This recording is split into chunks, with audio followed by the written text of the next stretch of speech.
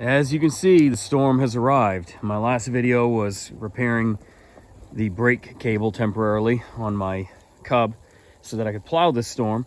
And today, I'm getting ready to plow, and I noticed that one of the shoes has been broken on this plow for quite some time.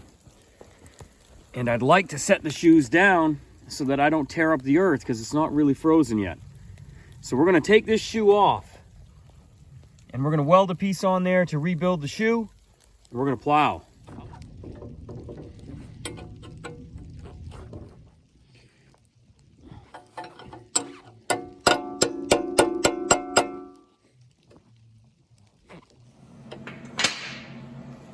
Now you can see our dilemma pretty easy. Here's the shoe on the right hand side, still intact, but boy, that thing's getting paper thin. We're going to go ahead and weld all of this up, give ourselves a little bit more of a pad. Here's the one that broke off. Really what happened was it just wore down so much it fell off. And I've never really adjusted these on my plow. I've just used it. And I think 99% sure it was like that when I got it. So I want to use them today. We're going to fix them. What I'm going to do is I'm going to make a piece, and we're not going to make it identical to this one, but we're going to kind of bend the curve a little bit to make it look halfway decent to match. And we'll put her back on, we'll get her going. I found a scrap piece here that I'm going to use, and it's a little bit wider than the original. So what we're going to do is just kind of trace this out, and we'll cut it to width with the plasma cutter. Nothing too fancy here. Then we're going to go ahead and make a bend on it, which I think will be kind of fun. You'll get to see that. We'll use the oxyacetylene torch and a piece of round stock to make the bend in a vise.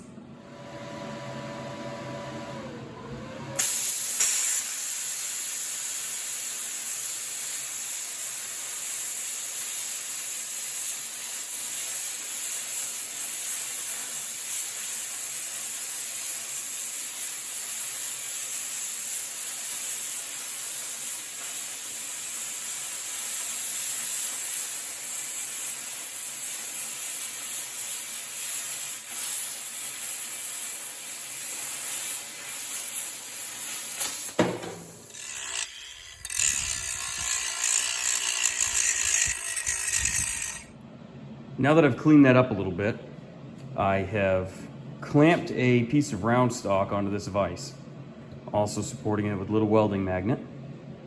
And I don't know if this is going to work, but I figured it'd be something fun to try. I'm going to heat this with the oxyacetylene torch and then see if I can create the bend by pulling with the Knipex pliers over the round stock.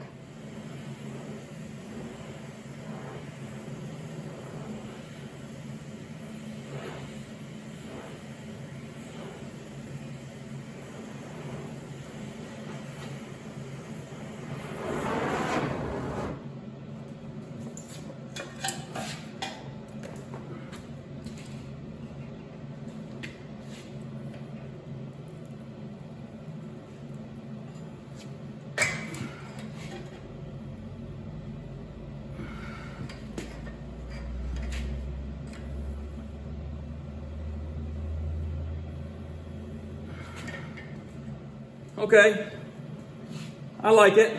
We're gonna go with it.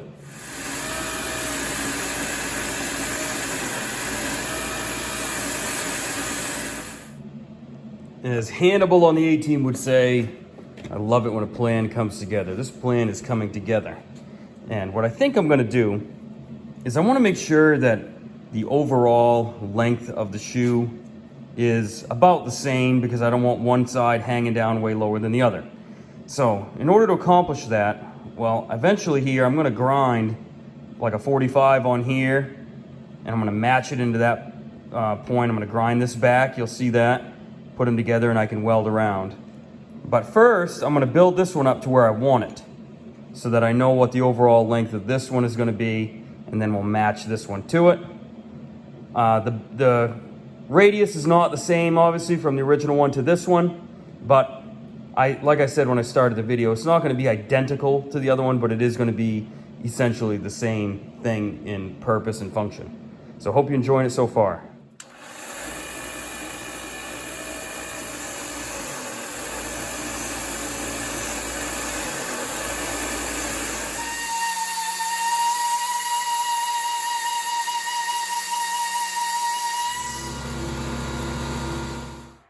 So let's build up this pad first, like I said. And to do that, we're going to use a 3/32 6013 rod on the AC 225 machine.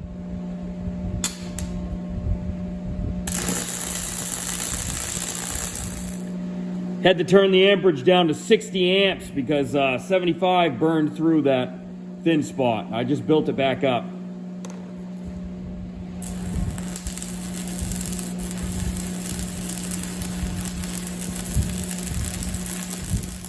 We got our ugly little wear pad built up here. And all this thing is going to do is drag on the earth. So I'm not even going to grind it. I'm going to leave it just like this. It's good to go. Now we are going to cut a little 45 on here so this can slide under the old shoe mount.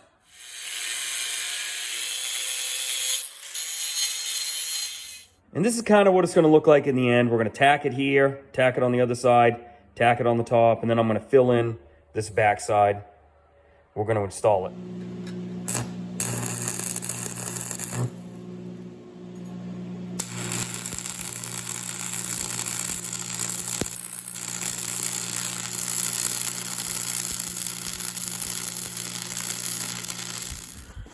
Okay, let's get these put back on.